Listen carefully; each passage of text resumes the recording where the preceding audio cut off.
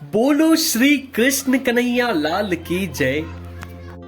आज के युग में, आज के समय पर समर्पण की सबसे बड़ी मिसाल कौन है? समर्पण किसमें देखने को मिलता है? उसका नाम है मित्रों, स्वागत है आपका हमारे चैनल राधे राधे में। पूज्य गुरुजी अनिरुद्ध आचार्य जी द्वारा बताए गए भगवत पुराण एवं भगवत गीता का बहुत ही अनमोल पाठ हम आज इस वीडियो में सुनने वाले हैं। आज के युग में, आज के समय पर समर्पण की सबसे बड़ी मिसाल कौन है? समर्पण किसमें देखने को मिलता है? उसका नाम है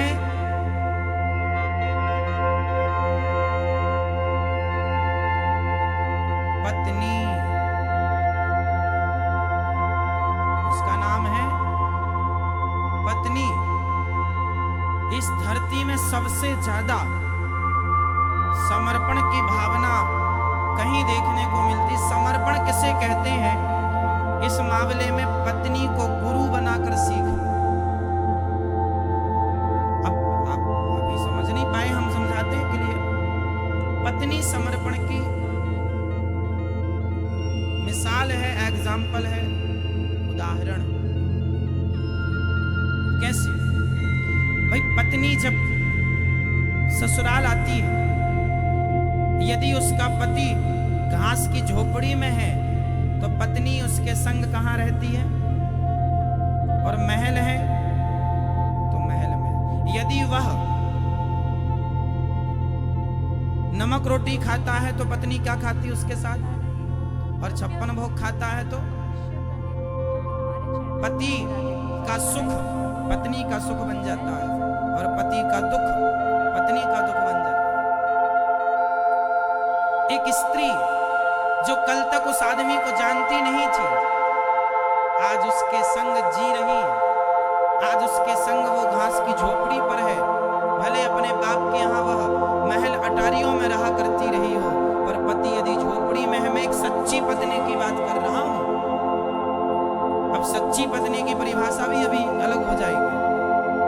उन पत्नियों की नहीं जो पति को छोड़कर चली जाए, मैं मायके चली जाऊंगी, तुम देखते रहिए। उन पत्नियों की बात नहीं कर रहा हूं। जो सच्ची अर्धांगिनी होगी, पतिव्रता नारी होती है, वह पति में ऐसा समर्पण करती है कि माता सीता की तरह पति जंगल में है तो जंगल में, नंगे पांव है तो नंगे पांव। जो पत्नी पति में समर्पण कर देती है, आपका सुख हमारा सुख है, आपका दुख हमारा दुख, गर्भ हमारा है पर इस गर्भ में बेटा आपका, नाम उसका आप रखेंगे, वह आपकी जाति का, आपके गोत्र का होगा। लड़की का समर्पण देखो, वह लड़की के, जब लड़की आप अपने बाप के घर में थी तो आपका गोत्र अलग था, आपका नाम अलग था, आपका पहनावा अलग था, लेकिन शादी के बाद आपका नाम बदल गया। समर्पण का मतलब यह है अपने को मिटा देना और अपनी पहचान खोकर तेरी पहचान ही अब मेरी पहचान है। इससे बड़ा और क्या उदाहरण होगा? पति के नाम में उसने अपने नाम को मिला दिया। वो जो पति है वो हो गई गोत्र पति का, नाम पति का जो दिया गया ससुराल में नाम, उस नाम को एक्सेप्ट कर लिया, स्वीकार कर लिया। गर्भ मेरा, बेटा तुम्हारा, माथा मेरा, सिंदूर तुम्हारे नाम का, हाथ मेरा, मेहंदी तुम्हारे नाम की, गला मेरा, मंगलसूत्र तुम्हारे नाम का, पांव में माहौर मेरा, लालिमा तुम्हारे नाम की। और क्या कहें साहब, यदि पति किसी पत्नी को छोड़कर चला गया भगवान के घर तो उसके नाम की चूड़ियां तोड़कर उसके यादों में जिंदगी गुजार लेती है, पर उसके अतिरिक्त किसी दूसरे मर्द को देखती नहीं है। इससे बड़ा समर्पण और कहां होगा एक स्त्री का? तो समर्पण जैसे कि स्त्री का एक पुरुष में होता है, मीन्स पति में, बस वही समर्पण यदि भक्त का भगवान में हो जाए कि अब मैं नहीं, मैं आप में मिलकर आप हो गया। समर्पण इसका नाम, समर्पण। पति मर गया तो पत्नी उसकी यादों में जैसे तैसे जिंदगी गुजारेगी। भगवान ने दुख दिया पर भी तेरी यादों में जिंदगी गुजारेंगे। ऐसा नहीं कि तुमने दुख दे दिया तो तुम्हें छोड़ देना, पति मर गया तो दूसरे से प्यार कर ले, ऐसा नहीं होता। क्यों जी ऐसा होता? यही प्रेम और यही है समर्पण कि भगवान सुख में रखें, दुख में रखें, जैसे रखें वैसे खुश रहो।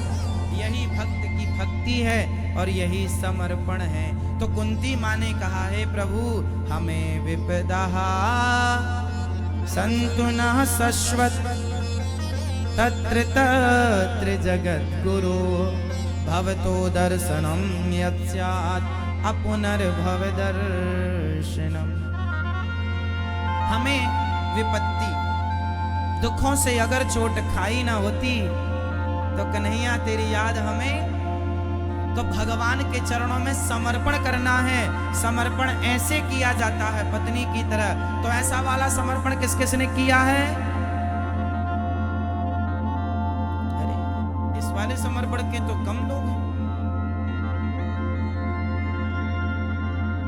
तेरी मर्जी में मेरी मर्जी, मेरी अपनी कोई मर्जी नहीं। जो आप दे दें, जो आप चाहें। यदि आज मुझे रोटी नहीं मिली तो भी खुश रहूं ये सोचकर कि आज मेरे कन्हैया की यही मर्जी है कि मैं भूखा रहूं। आज मैंने चकाचक खाया तो मेरे कन्हैया की यही मर्जी कि आज मैं चकाचक खाऊं। आज मुझे जमीन पर फुटपाथ पर सोना पड़ा, कोई बात नहीं, सोऊंगा मस्ती से, क्योंकि आज ये आपकी मर्जी है। और महलों में सो रहा हूँ, ये प्रभु आपकी मर्जी है। जहाँ जहाँ तू ले जाएगा, जहाँ जहाँ जैसे जैसे रखेगा, वहाँ वहाँ वैसे वैसे मैं रहूंगा, शिकायत नहीं करूंगा। ये समर्पण, और ये वाला समर्पण आ गया तब आप सुखी हो जाएंगे। जो आपका फिर चलता है ना, मेरा क्यों नहीं हुआ, मेरे मन की नहीं हो रही है, तेरे मन की क्यों होगी, मैंने तो अपना मन भगवान के मन में मिला दिया, अब मेरा मन भगवान का मन है। जो भगवान का मन वही मेरा मन, मेरा अपना कोई मन नहीं, मेरा अपना कोई मन नहीं। मैं तो बिना मन का हो गया। उद्धव मन न भये 10 से कहतो सो गयो, श्याम संग को आराध ईस। उद्धव मन न भये 10 एक हतो सो गयो श्याम संग। एक मन था वो गोविंद के संग चला गया, अब को आराध है ईस। अब कौन ध्यान करे, किसका करे, मन तो है ही नहीं। हम तो बेमन की हैं, क्योंकि हमारा मन किसके पास है? ये समर्पण, मेरा मन किसके पास? भगवान के पास। अब जो आपके मन का हो आप करो। समर्पण इसे कहते हैं। कुंती बुआ ने भगवान से कहा, मुझे, मैं आपको कभी भूलूं नहीं, जब आपने पल पल में, पग पग में मेरी रक्षा की है। भरी सभा में जब दुशासन ने द्रौपदी की साड़ी पकड़ी तो भगवान ने रक्षा की। एक बार दुर्योधन ने, जब पांडव जंगल में थे ना, तो दुर्योधन ने 10,000 साधुओं को भेज दिया था। ये कथा किस किस को याद है? कितने साधुओं को भेजा था? 10,000 साधु दुर्वासा जी के साथ गए। कहा भूख लगी है, तो धर्मराज युधिष्ठिर ने कहा भोजन आप बैठी हो कर लो। अच्छा, द्रौपदी के पास एक बटलोई थी।